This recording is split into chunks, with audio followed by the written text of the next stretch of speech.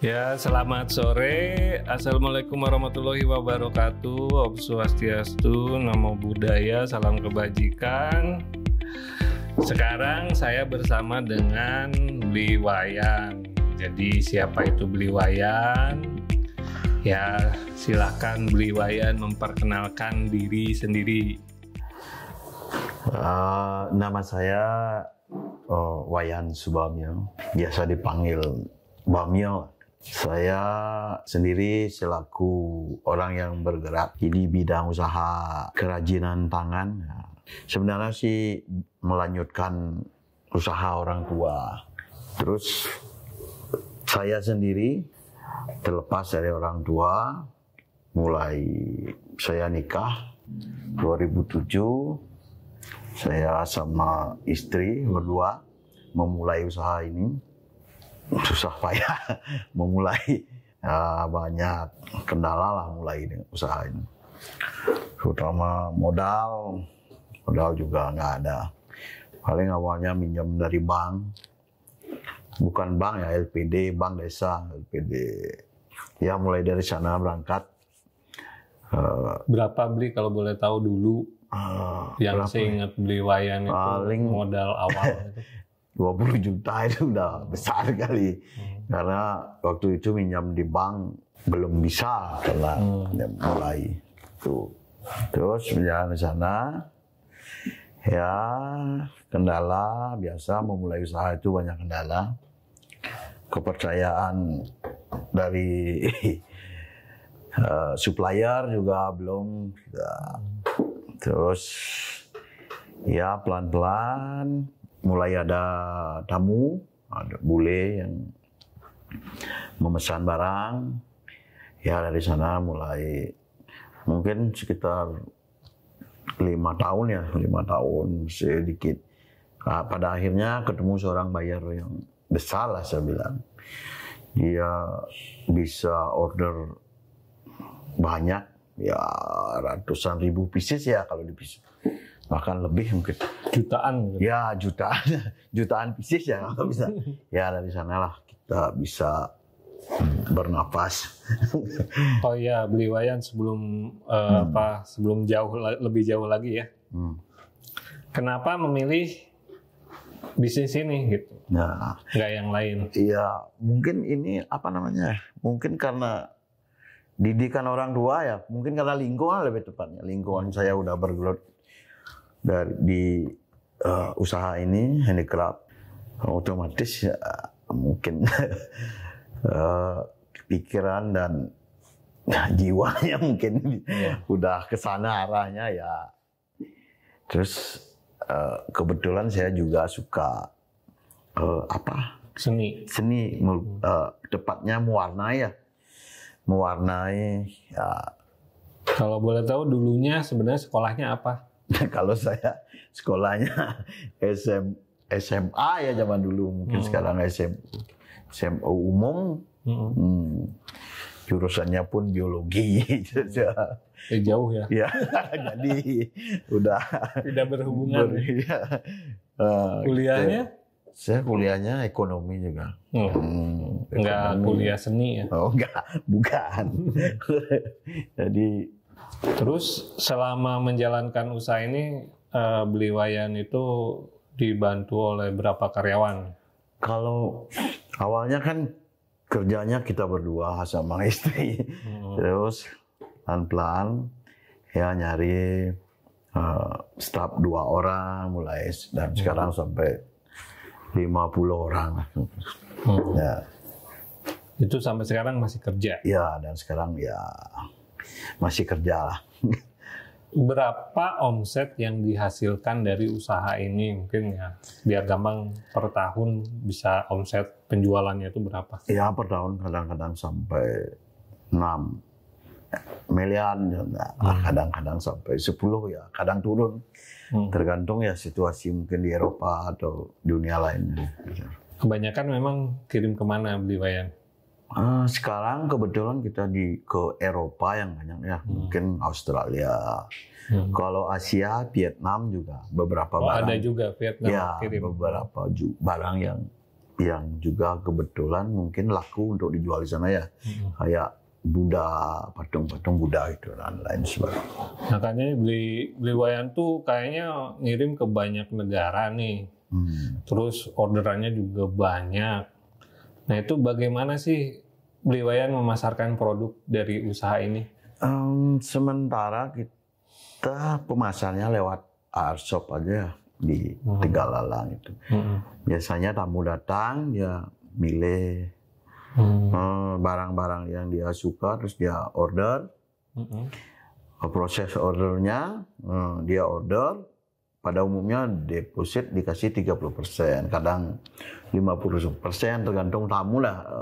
Setelah dikasih deposit, kita mulai produksi. Paling biasanya 3 bulan. Jadi barang selesai, dilunasin, barang diambil gitu aja.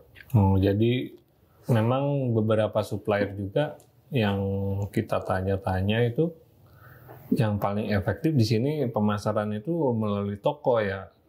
Ya, kalau ya memang yang pada umumnya dari toko dulu, tapi sekarang mulai bergeser ya di era zaman digital sekarang ini sudah mulai di online kita pasarkan itu.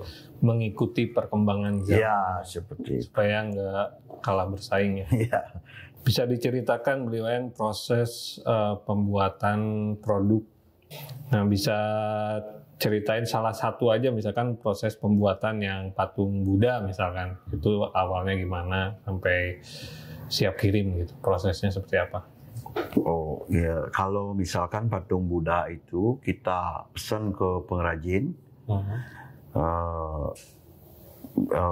Setelah selesai di pengrajin, kita open. Terus setelah open, kalau sudah kering kita proses pewarnaan. Pewarnaan dan finishing segala macamnya itu selesai. Terus kita packing, kargo yang ambil setelah itu. Tidak mengurus pengiriman ekspor sendiri? Ya, sementara belum kita.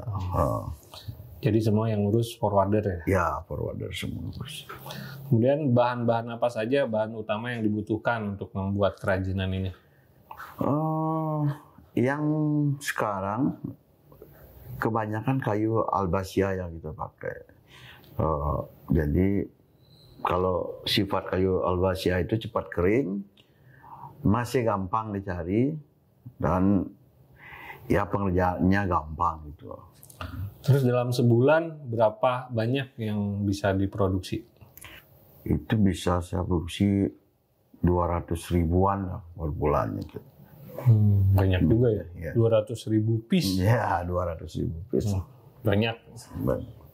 Bisa ceritakan Beli Wayan suka duka merintis usaha ini gitu. Dari dulu mungkin zaman susah sampai sekarang gimana suka dukanya? Ya, di awalnya ya susahnya ya modal ya mungkin. Permodalan, terus bahan baku, musim hujan juga ya. Kalau musim hujan itu susahnya. Mobilitas terbatas. Kalau kita produksi memang harus banyak cahaya yang diperlukan. Nah, di situ dukanya. Kalau sukanya ya dapat order, selesai order, ya jadi itu sukanya. Gitu. Jadi dukanya tuh hanya sebatas kendala di produksi ya? Ya, di produksi. Cuaca tidak mendukung. Terus ada lagi satu, kalau di Bali itu kan tahu lah banyak upacara, kadang-kadang itu memakan waktu banyak. Karena dibayar, ya, ngejar, minta dikirim, minta selesai. Ya, itulah kendalanya. Tapi di sini banyak yang nggak kerja karena pada upacara. Ya, gitu. Makanya sekarang saya siasati, saya ekspansi ke Jawa, ya, saya collab sekarang di Jawa. Kita mulai ajarin orang-orang di sana untuk proses finishing, mulai dari bukan finishing aja, mulai dari produksi bahannya.